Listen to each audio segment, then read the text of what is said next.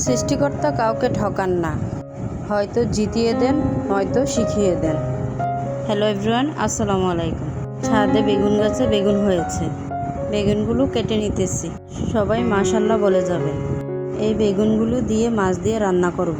আজকে আর রান্নাবান্না শেয়ার করব না আপনাদের সাথে। অফ ক্যামেরায় রান্নাবান্না শেষ করে এই র্যাকটা যে এত অপরিষ্কার হয়ে গেছে, এটাকে আজ ধুয়ে মেজে পরিষ্কার করব। যারা লাইফস্টাইল ব্লগ দেখতে পছন্দ করেন, একটা লাইক দিয়ে সাবস্ক্রাইব করে আমাদের পাশে থাকবেন। আমার ভাইয়া আপুরা সুন্দর সুন্দর কমেন্ট করতে ভুলবেন না।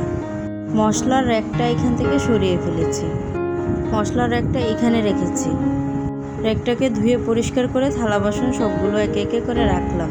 আর রান্নাঘরের অবস্থা তো খুবই খারাপ, আমি আর পারতেছি না, তাই বড় মেয়েও আমাকে একটু হেল্প করলো।